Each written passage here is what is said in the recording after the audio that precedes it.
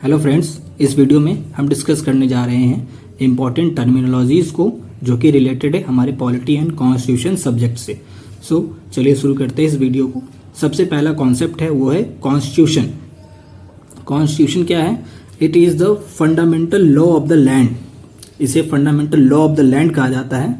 अब इसका क्या मतलब होता है इसे भी समझेंगे। पहले इस सेंटेंस को पढ़ते हैं। तो it is the fundamental law of the land. It is a set of fundamental principles or laws of a nation which provide for a machinery of government and determines its power, duties and relations between different organs and levels of government. Okay? अभी समझेंगे इस sentence को। और constitution जो है वो हमें guarantee करते हैं certain fundamental rights. Okay, means constitution provide करता है certain rights to the people of the country.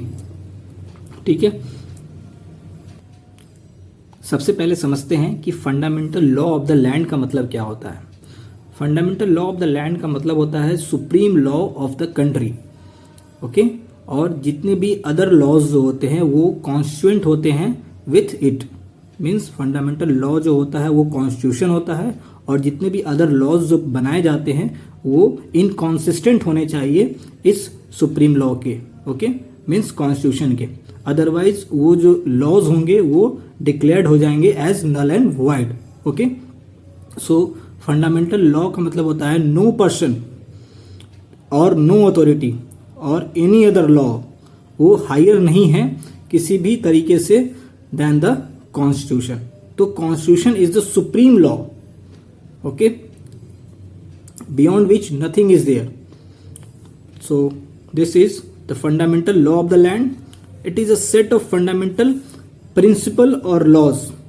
ठीक है, कॉन्स्टिट्यूशन में बहुत सारे प्रिंसिपल्स, लॉज ये सब आते हैं किसी भी कंट्री के, जो हमें यह बताते हैं कि गवर्नमेंट कैसे चलेगी। एक मशीनरी पूरी हमें बताती है कि प्रोवाइड करती है एक मशीनरी कैसी होगी गवर्नमेंट की, और उनके पावर्स को डिटरमाइन करती है, उनके ड्यूटीज, उनके रिलेशंस कैसे होंगे अलग अलग ऑर्गन्स ऑफ द गवर्नमेंट, जैसे कि जुडिशियरी, लेजिस्लेटिव, एग्जीक्यूटिव और अलग अलग लेवल्स ऑफ द गवर्नमेंट, जैसे कि state level, central level, local level पे उनके क्या रिलेशंस होंगे एक दूसरे के साथ। ठीक है, कॉन्स्टिट्यूशन हमें सर्टेन राइट्स भी प्रोवाइड करती है।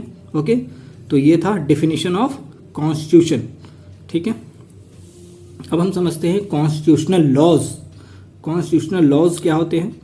तो constitutional laws are broader term than the term constitution. Constitution से भी बड़ा एक टर्म होता है जिसे कॉन्स्टिट्यूशनल लॉज कहते हैं, क्योंकि कॉन्स्टिट्यूशनल लॉज में ना कॉन्स्टिट्यूशन आते ही आते हैं, उसके साथ साथ रेलेवेंट स्टेटरी लॉज आते हैं.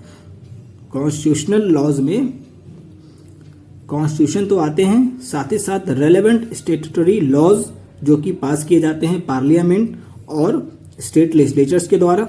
जुडिशियल डिसीजंस और इंटरप्रिटेशंस, जो भी जुडिशियल प्रोनाउंसमेंट होते हैं, जो जुडिशियल वर्डिक्ट्स होती है, जो वो भी आ जाते हैं कॉन्स्टिट्यूशनल लॉज के अंदर में. और कन्वेंशंस जो डेवलप होते हैं ओवर टाइम. तो इनको समझेंगे कि तो इसे समझते हैं. कॉन्स्टिट्यूशन तो हमने समझ लिया क्या है. रेलेवेंट स्टेटूटरी लॉज, जो लॉज पार्लियामेंट और स्टेट लेजिस्लेचर पास करते हैं. तो स्टेटूटरी लॉज, जैसे कि आपको पता होगा बहुत सारे लॉज पास किए जाते हैं, जैसे इन्वायरमेंट प्रोटेक्शन एक्ट 1986 है, जीएसटी एक्ट 2017 है, कंपनीज एक्ट 2013 है. तो इस तरीके से बहुत सारे लॉज पास किए जाते हैं पार्लियामेंट और स्टेट लेजिस्लेचर के द्वारा. तो वो सभी इस डिफिनीशन के अंदर आते हैं. फिर है जुडिशियल डिसीजंस और इंटरप्रिटेशंस. बहुत सारे जुडिशियल डिसीजंस जो हैं वो भी कॉन्स्टिट्यूशनल लॉ का पार्ट होते हैं. जैसे for example Keshavananda Bharati case का जो जुडिशियल डिसीजन था, इंदिरा सोनी केस का. ओके, फिर बहुत सारे जुडिशियल इंटरप्रिटेशन और डॉक्ट्रिन्स भी होते हैं, जैसे doctrine of colourable legislation, doctrine of basic structure, doctrine of judicial review. तो ये सब आ जाते हैं कॉन्स्टिट्यूशनल लॉज के अंदर में. फिर अगर बात करें कन्वेंशंस का, तो बहुत सारे कन्वेंशंस भी डेवलप हुए हैं ओवर टाइम.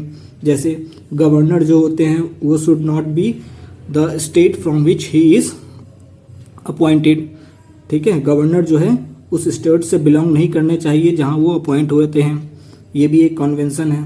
फिर जो CJI होते हैं वो सीनियर मोस्ट जज होने चाहिए सुप्रीम कोर्ट के। तो ये सब क्या है, कॉन्वेंशंस है।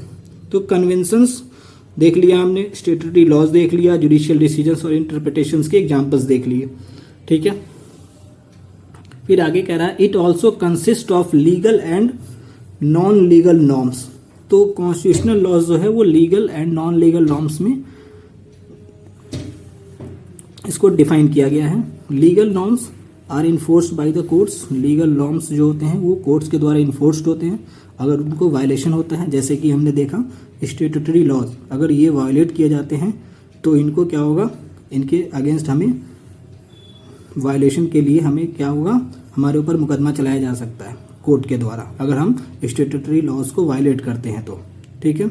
अगर हम जुडिशियल डिसीजंस और इंटरप्रिटेशन के अगेंस्ट जाते हैं तो हमें क्या होगा कि हमारे ऊपर लीगल जो कार्रवाई है वो शुरू हो जाएगी। लेकिन कॉन्स्टिट्यूशनल लॉज जो होते हैं वो नॉन लीगल भी होते हैं, ठीक है, जो कि अराइज होते हैं इन कोर्स ऑफ टाइम, जो कि एक प्रैक्टिस डेवलप हो जाती है over time as a result of practices followed over and over again. जैसे कि हमने देखा कन्वेंशंस, ये क्या है, ओवर एंड ओवर टाइम जो है ये प्रैक्टिस में रहने से एक कन्वेंशन डेवलप हो जाती है कि अब ऐसा होना है, अब ऐसा होना है, ठीक है। और कस्टम्स कुछ, ठीक है।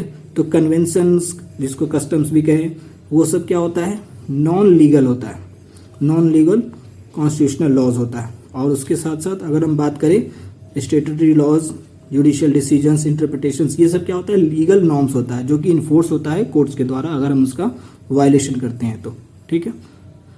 कुछ और कॉन्सेप्ट्स को समझते हैं।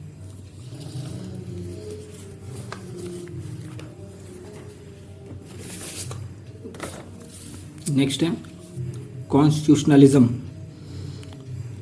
ठीक है। कॉन्स्टिट्यूशनलिज्म क्या कहता है, जैसा कि आपको पता होगा कि कॉन्स्टिट्यूशन जो है does not merely confer powers on various organs of the government. Government के वेरियस ऑर्गन्स के ऊपर सिर्फ ये पावर नहीं देता है, but also seeks to restrain those power, उस पावर्स को वो रिस्ट्रेन भी करता है, उस पर एक तरीके से लिमिटेशंस भी लगाता है, ठीक है।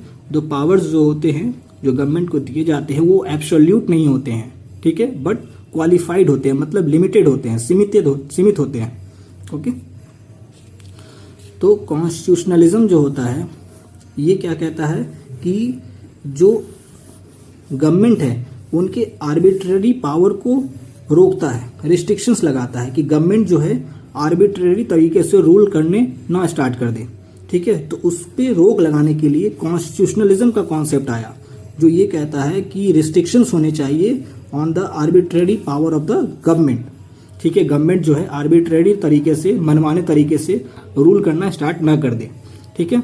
तो कॉन्स्टिट्यूशनलिज्म के अंदर जो सबसे इम्पोर्टेंट बात है कि कॉन्स्टिट्यूशन जो है ना वो supreme law of the land है, जैसा कि हम जानते भी हैं, ठीक है। और जो कॉन्स्टिट्यूशन है वो लिमिटेशंस यानी कि कुछ ना कुछ रिस्ट्रिक्शंस लगाती है गवर्नमेंट के ऊपर, ठीक है। हमारी कॉन्स्टिट्यूशन में बहुत सारे ऐसे प्रावधान हैं जो गवर्नमेंट की पावर को लिमिट करती है, ओके। जैसे कि फंडामेंटल राइट, हमारे फंडामेंटल राइट्स हैं जो गवर्नमेंट वायलेट नहीं कर सकती है। हमें राइट टू इक्वालिटी है जिसके अगेंस्ट गवर्नमेंट हमें डिसफेवर नहीं कर सकती है, ठीक है। तो इस तरीके से बहुत सारे हमारे राइट्स है जो हमारे कॉन्स्टिट्यूशन हमें प्रदान किए हैं। जैसे रिटन कॉन्स्टिट्यूशन है, कॉन्स्टिट्यूशन में लिखी हुई चीज़ों के अगेंस्ट गवर्नमेंट कुछ नहीं कर सकती है। सेपरेशन ऑफ पावर्स जो है सेपरेट है, लेजिस्लेटिव का, एग्जीक्यूटिव का, जुडिशरी का। फ्री एंड फेयर इलेक्शन करने का रूल है, ठीक है। रूल ऑफ लॉ है, not of main. Rule of law, rule किसका होना है, लॉ का, नॉट ऑफ मेन। फिर जुडिशियल रिव्यू है, कोई ऐसा लॉ जो सरकार लाती है अगर वो लॉ कॉन्स्टिट्यूशन के अगेंस्ट में है तो जो सुप्रीम कोर्ट और हाई कोर्ट है वो क्या करेगी, जुडिशियल रिव्यू करेगी उस लॉ का। सो इस तरीके से कॉन्स्टिट्यूशन ने हमारे गवर्नमेंट के ऊपर एक तरीके से वॉचडॉग रखा है, ठीक है, in the form of constitution, जो कि उसके पावर को लिमिट करती है और रिस्ट्रिक्ट करती है फ्रॉम बीइंग आर्बिट्रेरी। सो ये तीन मेजर कॉन्सेप्ट्स थे जो हमने समझे, ठीक है। आई होप आपको ये वीडियो पसंद आया होगा। Thank you.